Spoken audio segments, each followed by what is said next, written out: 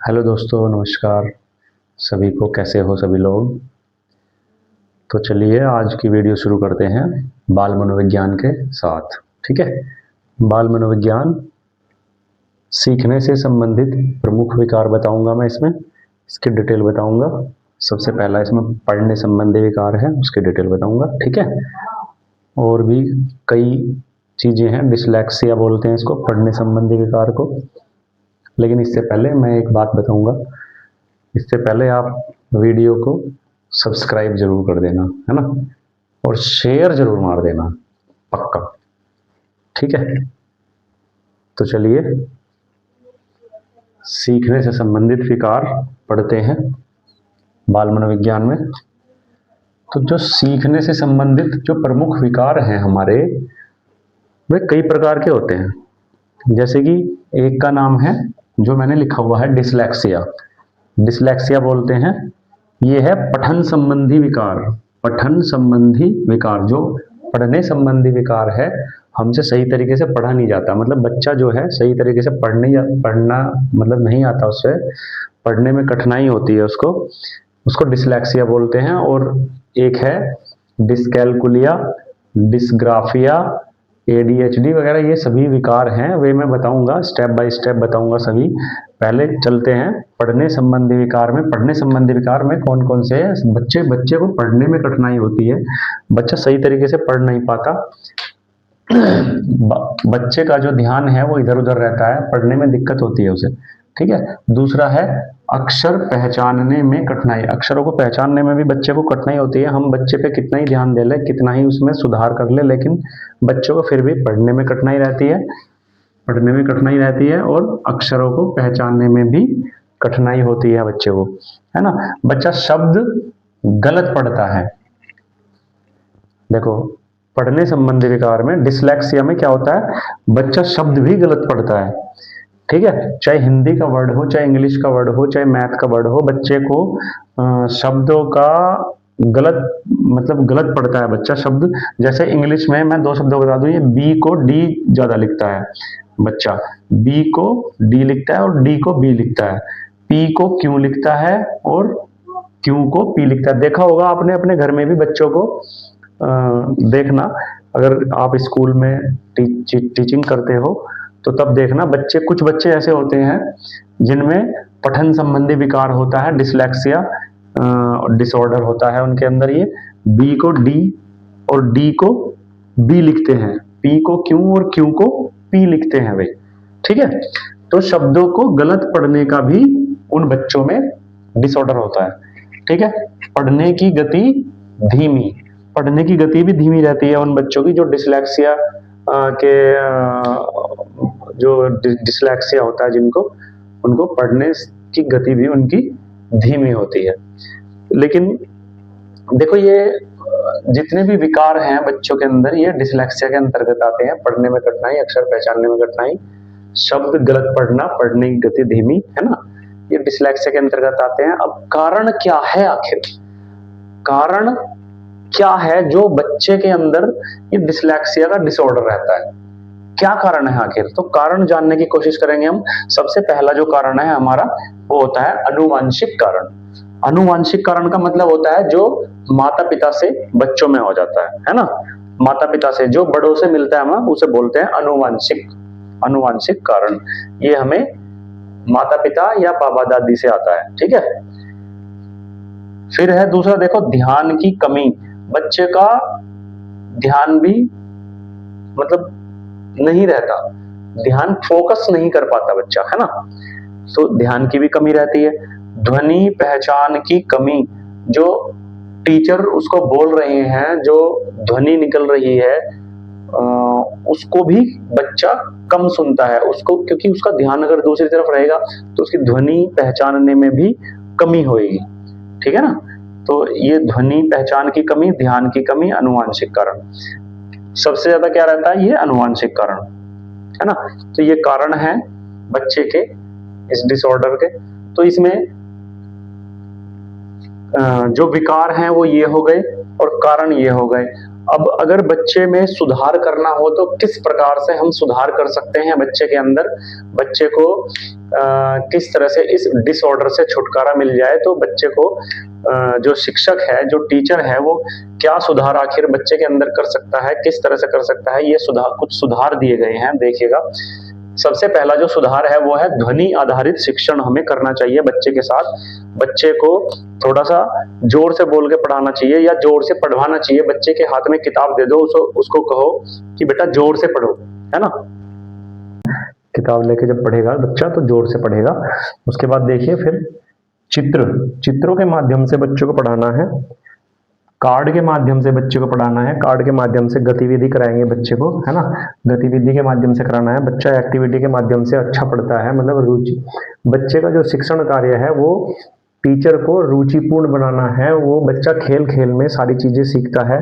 तो चित्रों के माध्यम से बच्चे का जो ध्यान है वो बिल्कुल फोकस रहेगा, बच्चा अच्छे से सीखेगा, ठीक है। कार्डों के माध्यम से जब हम बच्चे को कार्डों के माध्यम से सिखाएंगे तो बच्चा ज्यादा रुचि लेता है। एक्टिविटी हमें मान लो जब हम किसी चीज को सीखते हैं और उसको खेल खेल में सीखेंगे तो हमें भी अच्छा लगेगा, और वो तो छोटा बच्चा है, तो छोटे बच्चे को बड़ा अच्छा लगता है जब उसको गतिविधि कराते हैं, जब उसको खेल खेल में सिखाते हैं तो उसको बड़ा अच्छा लगता है। जैसे बहुत सारी गतिविधियां हैं, उसको जब खिलाएंगे, गतिविधियां कराएंगे तो उसमें कुछ ना कुछ जरूर सीखता है बच्चा, है ना। तो चित्रों के माध्यम से, कार्ड के माध्यम से और गतिविधि के माध्यम से बच्चे को इस जो डिसलेक्सिया है, जो ये डिसऑर्डर है, पठन संबंधी विकार है, ये धीरे धीरे खत्म हो जाता है। छोटे शब्दों से शुरुआत, छोटे शब्दों की शुरुआत करनी है बच्चे को, मतलब ज्यादा बड़े वर्ड नहीं देने, नहीं तो बच्चे के अंदर पढ़ने में उसे कठिनाई आएगी।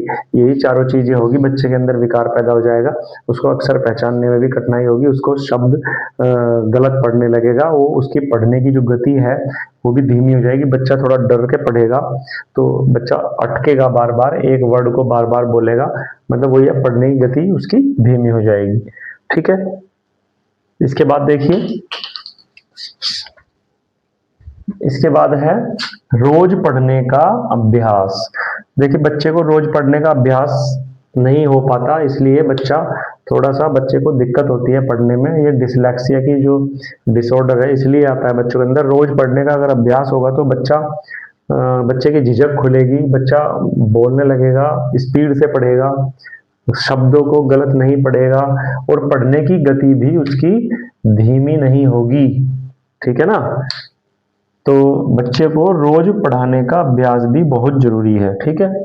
बच्चे को जोर से पढ़वाना चाहिए बच्चे को, मतलब किताब दे दो कि भाई चल जोर जोर से पढ़ो, है ना। स्कूल में जैसे पढ़ाते हैं, किताब दे दी बच्चे को, खड़ा किया और किताब दे दी, चल भाई जोर जोर से पढ़ो, है ना। बच्चे को रोज जब जोर से बच्चा पढ़ेगा तो उसका थोड़ा धीरे धीरे उसकी झिझक भी खुलेगी, और वो शब्दों को गलत नहीं पढ़ेगा, उसकी गति भी, उसकी जो स्पीड है पढ़ने की वो भी अच्छी बनी रहेगी, और ना ही उसे पढ़ने में कठिनाई होगी।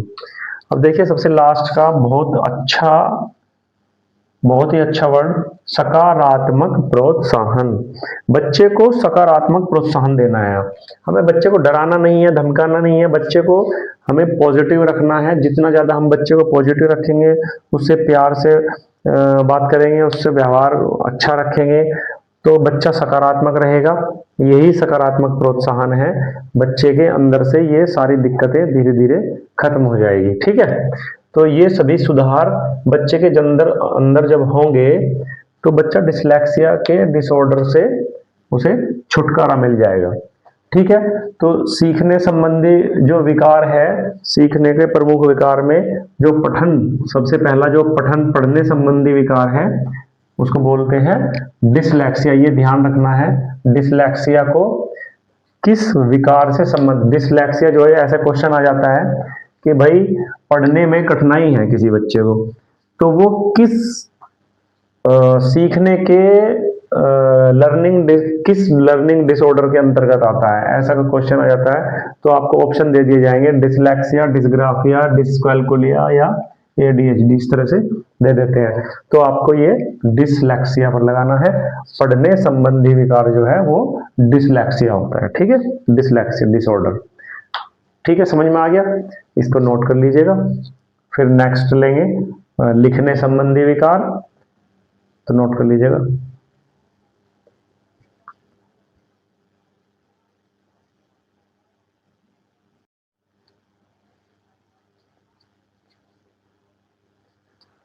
तो चलिए दोस्तों अगला देखते हैं। ये है सीखने से संबंधित प्रमुख विकार में ये है लिखने संबंधी विकार। जो राइटिंग स्किल है हमारी, जो लिखने संबंधी विकार है, राइटिंग डिसऑर्डर है, उसको क्या बोलते हैं हम? राइटिंग डिसऑर्डर कौन सा होता है? डिसग्राफिया। कौन सा होता है? डिसग्राफिया। पढ़ने संबंधी विकार उसको क्या बोलते हैं? पढ़ने संबंधी विकार जो पहले पढ़ाया है उसे क्या कहते हैं? डिसलेक्सिया। और जो लिखने संबंधी विकार है उसको क्या बोलेंगे? डिसग्राफिया।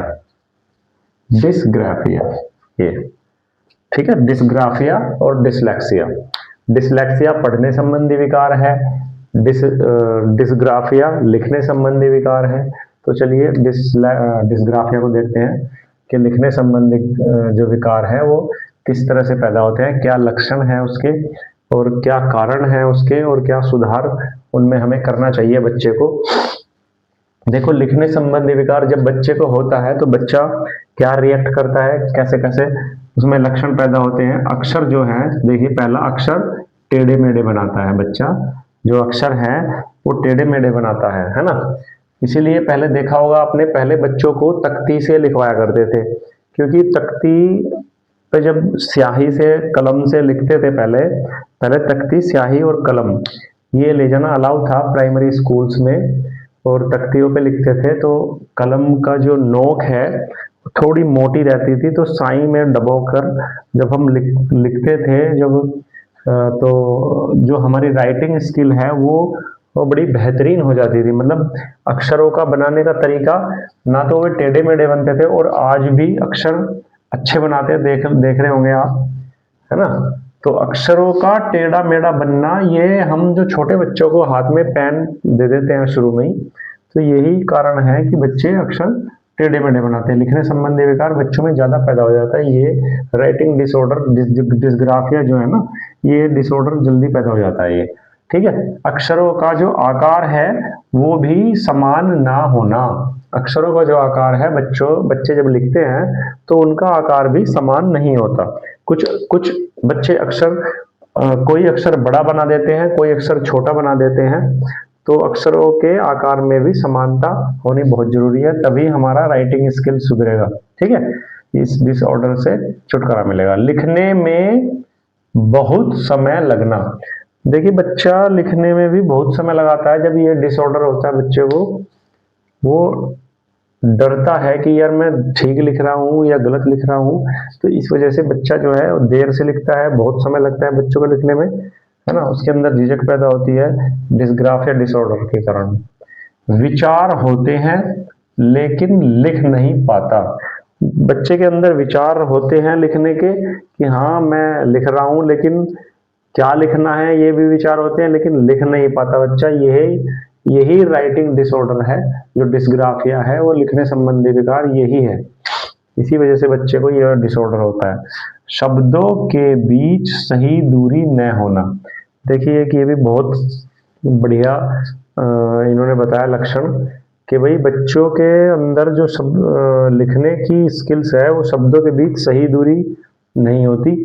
शब्दों, एक शब्द में जगह छोड़ दी कम से कम इतनी, एक शब्द में जगह छोड़ दी इतनी, इस तरह से बच्चा करता है। कोई अक्षर दूर लिख देता है, कोई अक्षर ज्यादा नजदीक लिख देता है।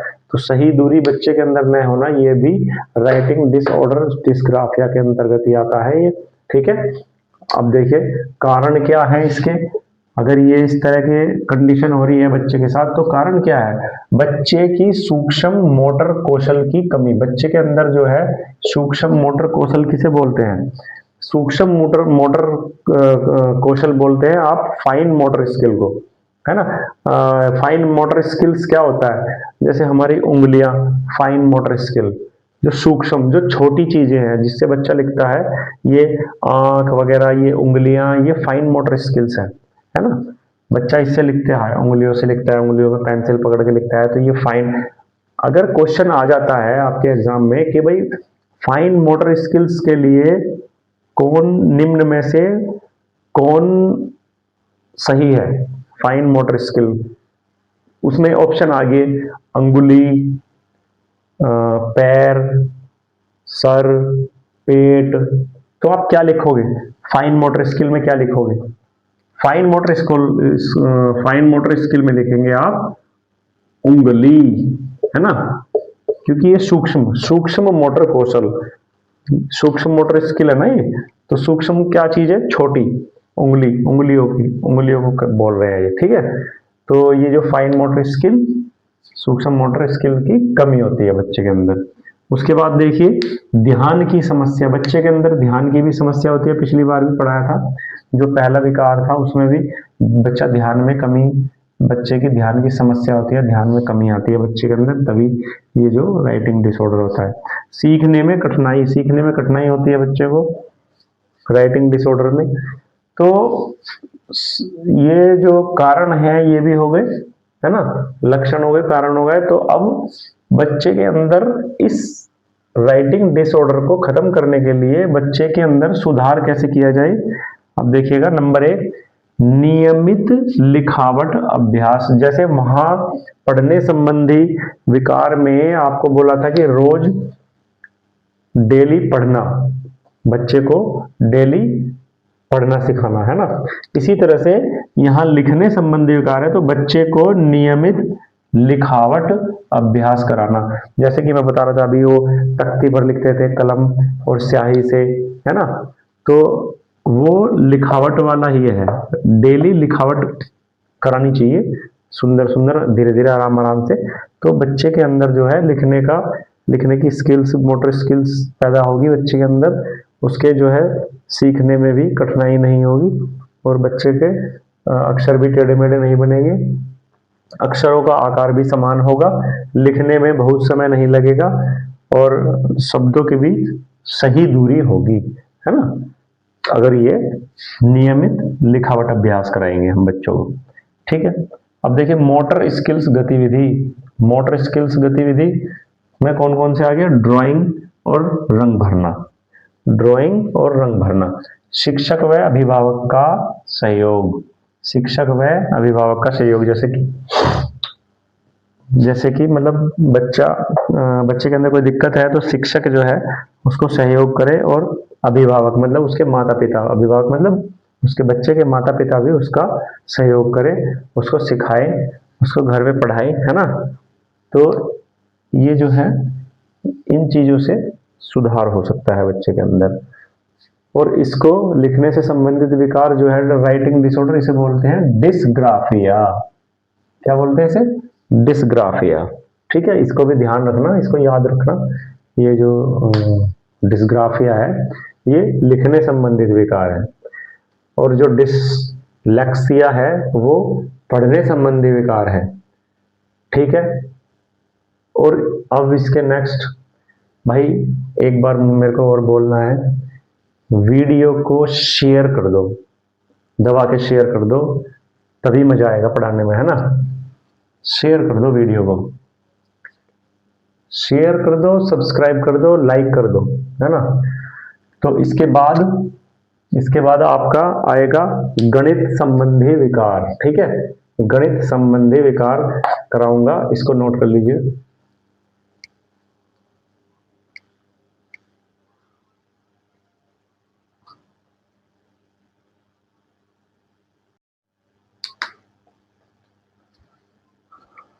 तो देखिए दोस्तों, ये सीखने से संबंधित प्रमुख विकार का तीसरा ऑप्शन, गणित संबंधी विकार।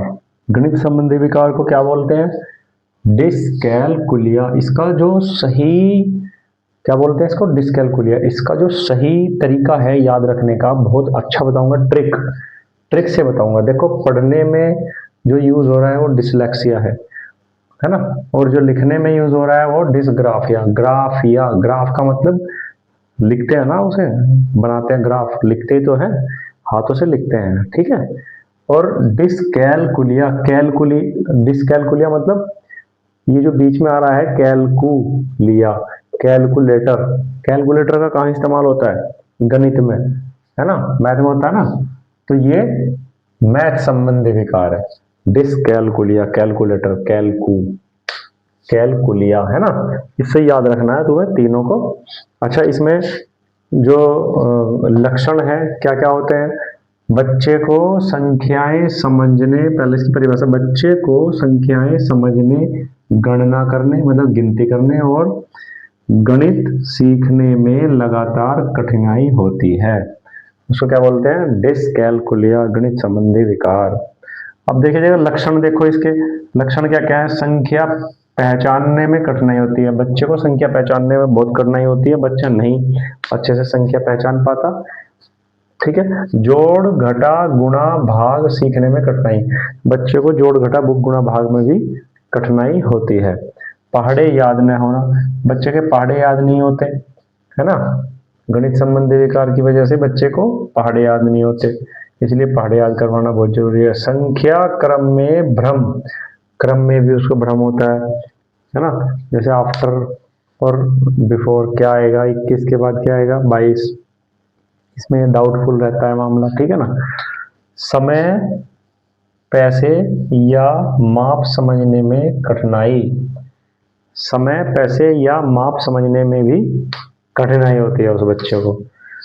पैसे समझने में, मान लो उसको दे दिया 10 का नोट, बता रहा है 20 का, 20 रुपए, है ना, दे दिया 10 रुपए का नोट और बता रहा है 20 रुपए, या दे दिया 20 रुपए का नोट, बता रहा है 10 रुपए या 50 रुपए, ठीक है।